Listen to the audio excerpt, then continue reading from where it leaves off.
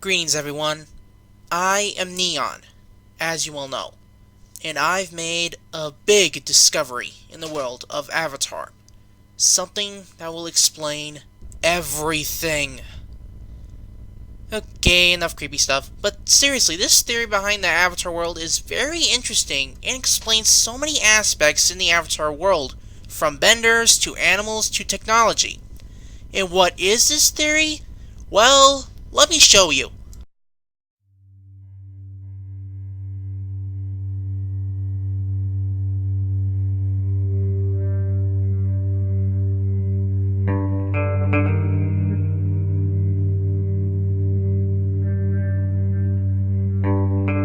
The theory itself states that the Avatar world is set in a post-apocalyptic setting. Straightforward, I know, but once you take the details in, it makes scary good sense.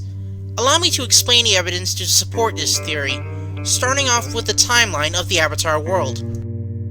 For those who've seen Legend of Korra, Season 2, you might be familiar with that two-part special, where they show the origin of the Avatar 10,000 years ago. Remember that.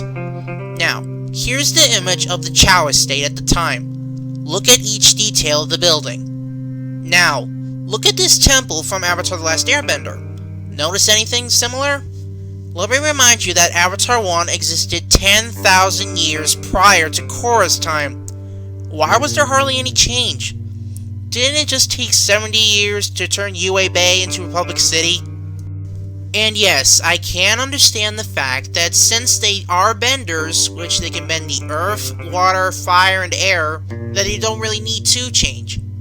But if that's the case, then why is Republic City so modern? If that was true, they would have just stuck to villages instead of skyscrapers, right? Speaking of buildings, though, throughout the Avatar The Last Airbender series, there's many evidence of ancient buildings and ruins shown. Examples include the ruins of Taku and the Sun Warrior's ancient city. These cities oddly resemble the ones that are current in Aang's time, like that temple I just shown earlier. Isn't that a little interesting?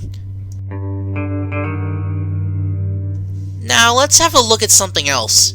Remember this? That planetarium in Wan Shi Tan's spirit library? First of all, it's interesting how they knew how it actually worked. And second, it's very interesting how Wan Shi Tan, he who knows 10,000 things, knew down to details how eclipses work, but in the case of Jinora, not about radios. Either radios are not in his 10,000 things, or he's trying to hide something. Just listen here as to why Wan Shi Tan doesn't want humans in his library anymore. You betrayed my trust. From the beginning, you intended to misuse this knowledge for evil purposes. First person to believe their war was justified. Countless others before you have come here, seeking weapons or weaknesses or battle strategies. Evil purposes? Countless others? Seeking battle strategies? That really sounds like it's leaning towards something, doesn't it? With that aside, listen to what Jinora says about how radios actually work. Actually, when we speak, our voices produce sound waves. Radio takes those sound waves and converts them into electromagnetic energy that is transmitted through the spectrum. Alright, enough. How would Jinora know of such a thing? She hasn't had much experience with radios before, and I know it's just hinting on one person, but that's pretty advanced for their time period. So, from these two, we get this. Wan Shi Tan is hinting at some global disaster that he doesn't want to happen again because humans misuse his knowledge, and we know of advanced knowledge alone thanks to Jinora's explanation on radios. Now, here's something else. The vehicles. Time and time again, the Avatar world has shown to have various sorts of transportation. In Avatar The Last Airbender, for example, they built airships, tanks, and even submarines. But they were still using horseback? Okay then. Even in Legend of Korra, when they have started making cars and planes, they still had those crazy mecha suits. And even in Season 4, as it turned out, they were building hummingbird mecha suits and had a mecha suit the size of a skyscraper. What? Okay, How? I mean, 3 years ago, they were making planes, and now they made this thing? A giant robot with a deadly weapon? Sorry, off topic.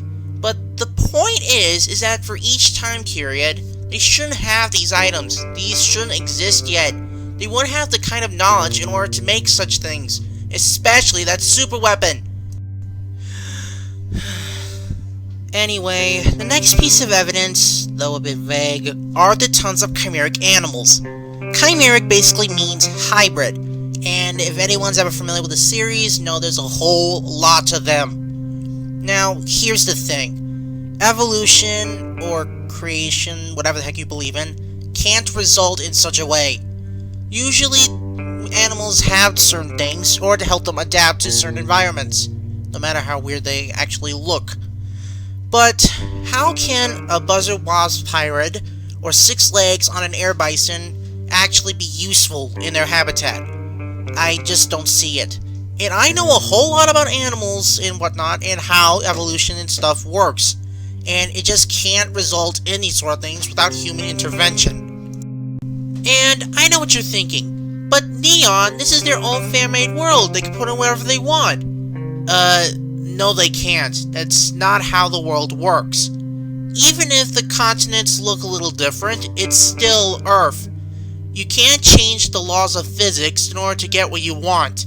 And besides, there's actually normal animals present. And that's another thing. The normal animals are actually extremely rare, if not extinct. Look at Bosco the bear to start with. As far as we know, Bosco is the only bear we know in the show. No other kind has ever been shown yet.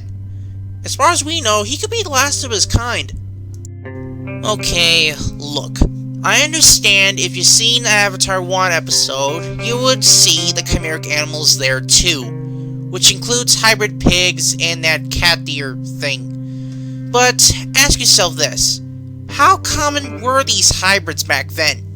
As far as we know, the only other animals we've actually seen aside from those 2 examples were the spirits. We didn't see any other normal animals, or any other animals for that matter. Okay, just work with me on this next one. This one's with the characters, in particular Guru Patik, that guru guy who tried to teach Avatar Aang about the chakras. You remember him? Well, he said himself that he was one of the spiritual brothers of his people, and Monkey Yatsu's friend, 100 years ago. And he's still alive. You get the point, right? Here's one more thing before I forget. Combustion Man. Yeah, that guy. He's got a metallic arm and a metallic leg during a time where metal bending is just being discovered. Okay, are we going steampunk on Avatar here, or what? Whatever main genre this story has, along with Legend of Korra, steampunk can fit in very well here, and that actually fits into my apocalyptic theory. Why? Well, let's see what steampunk actually is. Steampunk refers to a subgenre of science fiction and sometimes fantasy that incorporates technology and sentient designs inspired by 19th century industrial steam-powered machinery. Although its literary origins are sometimes associated with the cyberpunk genre, steampunk works are often set in an alternate history of the 19th century's Britain Victorian era or American Wild West, in a post-apocalyptic future during which steam power has maintained mainstream usage, or in a fantasy world that similarly employs steam power. My apologies for rambling.